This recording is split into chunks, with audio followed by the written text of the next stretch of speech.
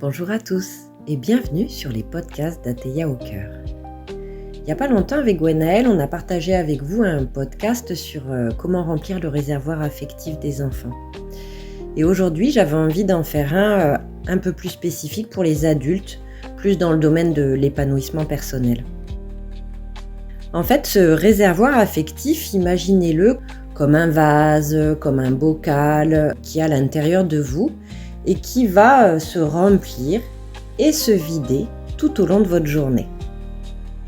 Du coup, quand on parle de conscience personnelle, je viens attirer votre attention sur une situation que vous avez déjà rencontrée plusieurs fois, qui se déroule souvent par exemple en fin de journée, et d'observer le fait qu'il y a des jours, cet événement va vous mettre en inconfort et qu'à d'autres moments, cet événement va glisser et vraiment ne va pas avoir d'impact sur comment vous vous sentez. Et bien ça, tout simplement, la réaction que vous avez à ce moment-là, selon les jours, va dépendre de comment est rempli ou pas votre réservoir affectif. Si le niveau de votre réservoir affectif est plutôt bas, vous allez être sujet à des émotions et à des sensations plutôt désagréables. Alors que si votre réservoir est bien rempli, vous allez plutôt prendre du recul par rapport à la situation, voir les choses de façon positive et même ressentir parfois vraiment des émotions très positives comme la joie. Je vais vous donner un exemple concret. Vous rentrez d'une journée de travail qui s'est plutôt moyennement bien passée et vous tombez dans des bouchons.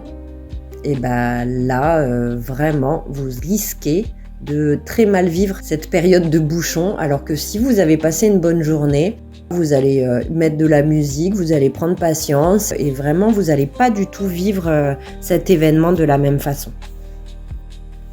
Une fois qu'on a compris que notre réservoir affectif, il était en lien avec notre état émotionnel, c'est bien joli tout ça, mais qu'est-ce qu'on fait ?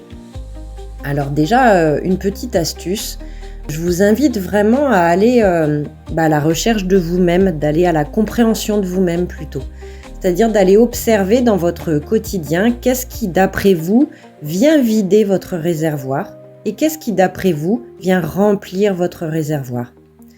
Par exemple, qu'est-ce qui vient vider notre réservoir ? Ça peut être une multitude de choses en fonction de qui on est, mais ça peut être le bruit, ça peut être les reproches, ça peut être la fatigue, ça peut être un tas de choses en fait. L'important c'est d'aller vous-même, aller regarder un petit peu d'après vous, qu'est-ce qui vide votre réservoir ?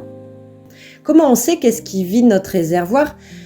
Il faut aller à l'écoute encore une fois de vos ressentis corporels. Très souvent c'est au niveau corporel. Soit on a comme un poids sur les épaules qui vient nous écraser, soit une boule dans le ventre. Encore une fois c'est très personnel, mais allez à la rencontre de tout ça pour un peu mieux comprendre comment vous fonctionnez. Et en parallèle, allez aussi vous intéresser à qu'est-ce qui vient remplir votre réservoir. Alors quand je parle de remplir votre réservoir, je ne parle pas de vraiment j'aurais besoin là de partir en voyage. Non. Le réservoir c'est sur ici et maintenant et c'est au-delà de la question des besoins, c'est vraiment la paillette. Vous savez, le tout petit truc qui va faire waouh en vous, va vous calmer, va vous apaiser. Ça peut être une odeur, par exemple. Si vous utilisez les huiles essentielles, il y a plein d'huiles essentielles qui viennent vraiment nous apaiser, nous calmer.